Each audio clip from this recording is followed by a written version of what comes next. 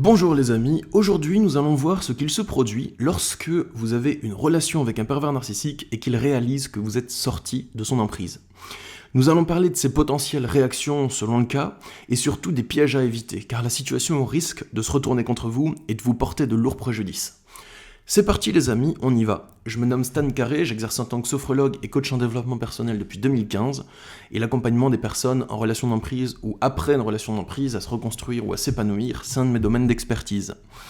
La meilleure manière d'écouter cette vidéo, c'est soit de vous poser devant et de prendre des notes, soit de laisser la vidéo tourner pendant que vous faites des tâches du quotidien pour optimiser votre temps. Donc allons-y.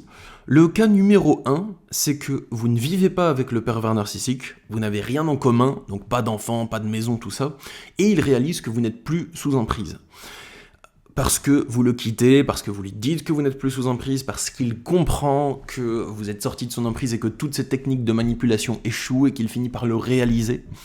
Il va pas se remettre en question lui, il va pas changer, mais il va pouvoir réaliser que ces techniques n'ont plus d'effet.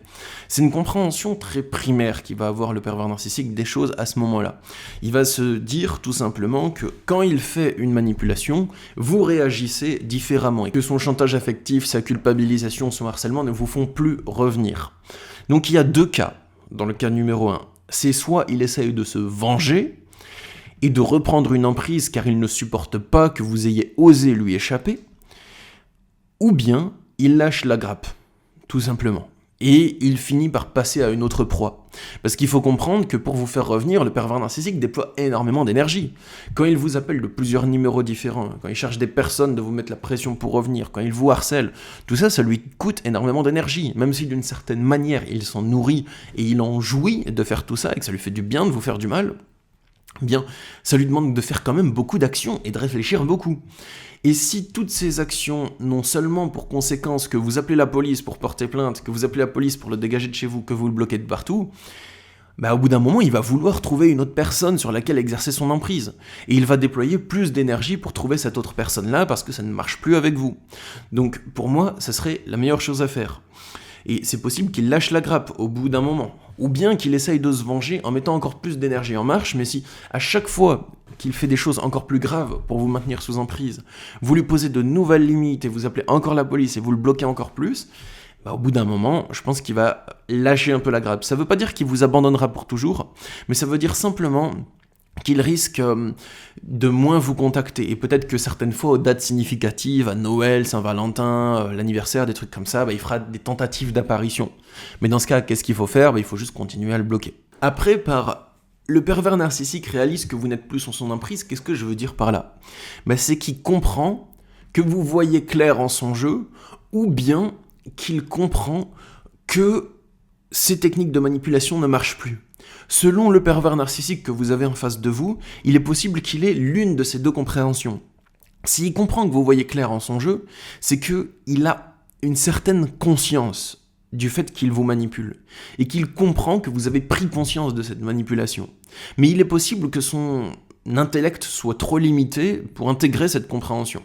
En gros, c'est possible qu'il soit trop teubé pour piger que vous comprenez qu'il est un manipulateur et un taré. Donc, pour employer un langage clair, donc c'est possible qu'il soit trop teubé pour comprendre que vous voyez clair et que vous comprenez qu'il est un manipulateur. Parce que s'il se ment à lui-même en se disant qu'il n'est pas un manipulateur et qu'il croit à ce mensonge, eh bien, il va pas comprendre que vous voyez clair en son jeu, parce que ça impliquerait qu'il se remette en question et qu'il reconnaisse qu'il est lui-même un manipulateur, et il a peut-être pas envie de faire tout ce changement dans sa psychologie. Donc c'est possible qu'il ne comprenne jamais vraiment que vous soyez totalement sorti de l'emprise. Mais il va juste comprendre que quand il fait des actions de manipulation, ça n'a plus le résultat attendu. Donc c'est pour ça que je parle de compréhension primaire et basique, c'est mes actions ne donnent plus le résultat que cette personne revienne. Donc, je vais chercher une autre personne sur laquelle exercer mon emprise. Voilà. Après, on va parler du cas le plus important. C'est quand vous habitez ensemble et que le pervers narcissique a du pouvoir sur vous, et qu'il réalise que vous n'êtes plus sous son emprise à ce moment. Il a du pouvoir sur vous parce que vous avez peut-être un travail en commun, peut-être c'est votre employeur, peut-être même votre employeur et votre partenaire de couple des fois, peut-être que vous avez des enfants en commun, une maison, un loyer, enfin voilà, il y a un compte en commun, il y a des trucs qu'il peut utiliser pour avoir des liens de pouvoir. Et c'est à ce moment-là que ça risque d'être vraiment dangereux pour vous s'il réalise que vous êtes plus sous son emprise. Donc, selon le cas, on va avoir affaire à plusieurs catégories de pervers narcissiques. La première, c'est celle dont je vous ai parlé plus tôt, c'est les pervers narcissiques qui ne sont pas assez intelligents pour conscientiser qui vous manipule, qui sont des personnes vraiment toxiques, voilà, ils n'ont pas conscientisé tout ça. Donc ils vont juste remarquer que ce que vous faites ne marche plus. Et ensuite, il y a les pervers narcissiques qui vont être assez intelligents pour savoir qu'ils sont des manipulateurs, pour savoir que ce sont des personnes nuisibles, toxiques, qui veulent le mal des autres, et ils l'ont reconnu, ils l'ont admis dans leur propre psychologie. Ils ne se mentent plus à eux-mêmes, ils le voient, ça. Ils mentent juste aux autres, mais ils se mentent plus à eux-mêmes. Et cela, s'ils le découvrent, c'est tendu. Voyons pourquoi. Alors, déjà, comment est-ce que le pervers narcissique va réaliser que vous n'êtes plus sous son emprise ? Il va le réaliser en faisant passer toute une batterie de tests. Il va utiliser toutes ces techniques de manipulation l'une après l'autre, et il va voir que vous ne réagissez plus pareil, que vous voyez clair. Par exemple, il va vous amener à culpabiliser, et il voit que vous ne vous sentez plus coupable de l'abandonner, ou coupable quand il est triste. Mais vous dites simplement, écoutez, moi j'y peux rien, s'il est triste et qu'il me met la pression, c'est pas moi le méchant, c'est lui qui a un comportement toxique de vouloir que je revienne alors que c'est pas bon pour moi, je me détache. Il va faire du chantage, de la manipulation, enfin voilà, il va voir que rien ne marche. Vous ne réagissez plus comme avant. Vous êtes une autre personne qui a des autres réactions à sa manipulation. À ce moment, c'est là, au fur et à mesure de ces tests, qu'il va conscientiser que vous avez compris qui il est, que vous avez compris ce qu'il fait et que vous n'êtes plus dans l'illusion, que vous n'êtes plus bloqué dans l'illusion, dans le charme magnétique de l'emprise. Donc, qu'est-ce qu'il va faire à ce moment-là ? C'est là qu'on rentre vraiment dans le sujet de la vidéo. Qu'est-ce qu'il va faire ? Alors, il y a 3 cas. Le premier, c'est vous faites face à un narcissique stupide, j'ai marqué. Donc là, je suis pas en train de le juger ou d'insulter les gens de stupides. C'est juste que j'essaye de mettre des mots sur des catégories. Faut bien mettre des mots sur les choses pour les désigner. Donc, j'ai marqué, si vous faites face à un narcissique stupide, il va juste grossir sa manipulation et l'accentuer de manière grotesque et ridicule. Donc s'il réalise que ça ne marche plus, il va juste avoir peur et en faire trop. Il va devenir de plus en plus bizarre, de plus en plus grotesque. Par exemple, il va prendre des mimiques de plus en plus difformes quand il joue les émotions. Il va parler avec une voix de plus en plus bizarre, prendre une voix de petite fille ou de petit garçon pour vous manipuler à revenir avec lui quand il est triste, par exemple. Et ça va devenir vraiment creepy, vraiment chelou, étrange, ça va même vous dégoûter et vous faire très peur. Sur le moment, c'est possible. Et en gros, il va devenir de plus en plus grotesque, et sa manipulation, comme elle est grotesque, c'est bien, parce que, ok, c'est peut-être plus violent à vivre pour vous, mais par contre, ça vous permet encore plus d'ouvrir les yeux et de voir clair. Parce qu'avant, les trucs qui étaient un peu nuancés, un peu subtils, vous vous demandiez à chaque fois, mais est-ce que c'est moi qui suis fou, ou est-ce qu'il est vraiment en train de me manipuler ? Mais là, quand il m'y met le paquet, et que c'est de plus en plus grotesque et surjoué, vous allez voir clair. Deuxièmement, si vous faites face à un narcissique semi-stupide, il va faire de même, manipulation plus grotesque, mais en plus il va faire des actes vraiment malveillants. Par exemple, il va vous voler des objets, il va vous enfermer, il va nuire à votre réputation. Donc c'est quelqu'un qui va pas juste se contenter de surjouer les manipulations émotionnelles devant vous, mais c'est quelqu'un qui va vous causer des préjudices avec des actions qui vont avoir une incidence pas juste sur votre émotionnel sur le moment, mais des influences sur votre vie extérieure. Vous volez des objets, vous volez des papiers, dégradez vos biens, vous nuire auprès de votre famille et de votre employeur, enfin, ce genre de trucs. Et troisième cas, si vous faites face à un narcissique intelligent, il va pas aller plus loin. Il va pas forcément surjouer la manipulation. C'est quelqu'un qui a une stratégie, quelqu'un qui a un art de la guerre. Donc à partir du moment où il a compris que vous avez vu clair dans son jeu, il va plus avoir peur. Il va plus être dans la peur que vous partiez et en faire trop parce qu'il est complètement déboussolé et déréglé. Il va se remettre à zéro, se remettre à froid et avoir des réactions froides et calculées. Il va pas aller plus loin, mais il va élaborer un plan pour vous détruire le plus pernicieusement possible, petit à petit. Donc il va commencer à regrouper ses forces pour préparer une attaque contre vous. Et là, c'est dangereux.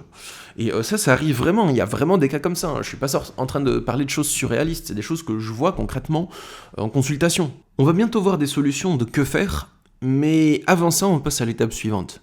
L'étape suivante, si vous êtes face à un narcissique intelligent, c'est qu'à partir du moment où il comprend que vous n'êtes plus sous emprise, il ne vous voit plus comme une victime de relations toxiques, il ne vous voit plus comme un adversaire, quelqu'un avec lequel il peut lutter, avec lequel il peut se débattre, et que ça l'amuse, que ça le nourrit, mais il vous voit comme un vrai ennemi. Donc un ennemi, c'est quelqu'un avec qui on va pas chercher à s'amuser, quelqu'un qu'on va juste détruire. Et c'est comme ça qu'il vous voit. Il essaye plus de vous détruire tout doucement, petit à petit, de s'en amuser, de s'en délecter. Mais il va simplement faire voler sa couverture et déchaîner toutes les forces qu'il peut mobiliser contre vous, sans avoir à se masquer pour cela. Parce que quelque chose qui consomme beaucoup d'énergie au pervers narcissique, c'est de vous faire croire qu'il est une bonne personne tout en continuant à vous faire du mal. Ça vous devez l'intégrer, hein. Si vous ne connaissez pas trop le sujet, c'est important. Quelque chose qui va énormément amener le pervers narcissique à consommer de l'énergie, c'est de vous faire du mal, tout en vous faisant croire qu'il est une bonne personne. Il doit continuer à vous le faire croire, vous raconter que c'est le gentil, vous faire croire que c'est vous le méchant. Et ça lui demande de jouer beaucoup de choses. Ça lui demande de mobiliser beaucoup d'énergie, de faire semblant de beaucoup de choses, de vous raconter beaucoup de choses. Mais à partir du moment où vous voyez que c'est un méchant, et qu'il voit que vous voyez qu'il est un méchant, il n'a plus à utiliser toute cette énergie. Il n'en a plus besoin. Donc ça veut dire qu'il y a au moins 60% de son énergie qui est libre. Et elle est libre pour vous nuire le plus directement possible. Il n'a plus besoin de vous faire du mal tout en vous faisant croire qu'il vous fait du bien et que c'est vous le méchant. Il a juste à vous faire du mal. Donc toute son énergie, elle peut être mobilisée à ça. C'est pour ça que c'est dangereux en fait. Donc maintenant, on va voir que faire justement, quelles sont les solutions. Si vous n'êtes plus sous emprise, mais que vous devez quand même continuer à côtoyer un pervers narcissique, parce que c'est vraiment ça le cas de figure. En vrai, si vous n'êtes plus sous emprise, barrez-vous et bloquez-le. Enfin, c'est ce qu'on pourrait vous conseiller. Mais des fois, c'est pas si simple, et des fois, vous devez continuer à cohabiter avec lui, vous avez un enfant en commun, vous avez déposé un préavis, mais vous habitez encore sous le même toit le temps de vous barrer, enfin, voilà. Il y a des moments où il y a encore une cohabitation forcée pendant un certain moment. Donc, que faire ? Avant ça, je vous invite à vous abonner à ma chaîne YouTube pour être notifié des prochaines vidéos en cliquant sur le bouton s'abonner et sur la petite cloche. Mon premier conseil, donc, ce serait de lui faire croire que vous êtes encore sous emprise. Ne pas lui montrer que vous savez tout, que vous avez vu qui il est, que vous avez compris sa manipulation. Ça ne sert à rien. Il va pas se remettre en question pour autant. Soit il risque de vous mettre encore plus de pression, d'être méchant avec vous, de mettre encore plus de manipulation émotionnelle et de vous torturer avec ça, ou d'élaborer un plan pour vous détruire. Donc, s'il a encore des liens de pouvoir sur vous, faites-lui croire que vous êtes encore sous emprise. Changez vos réactions, mais pas trop. Ne lui dites pas « je sais tout, je vois qui tu es ». Ça ne sert à rien, c'est complètement inutile de faire ça. Ça servirait juste à satisfaire votre ego, qui pourrait avoir une sorte de petite vengeance ou de petite revanche sur ce que vous avez subi. Mais vous subirez encore pire, donc c'est pas utile. Je vous conseille de vous comporter comme avant, même d'en faire trop. Ça veut dire que la manipulation ne doit plus avoir le même effet sur vous, mais faites semblant que ça a le même effet sur vous. Ce serait un conseil, si vous souhaitez vraiment cohabiter et être un peu tranquille. Voilà. Essayez de lui faire croire qu'il arrive à vous manipuler. Adoptez les mêmes réactions que vous aviez l'habitude d'adopter, évitez ses contacts, soyez moins présent pour ne pas avoir à faire ça trop souvent parce que c'est lourd à vivre. Mais voilà. J'ai aussi noté de ne surtout pas lui dire pour le provoquer ou le défier.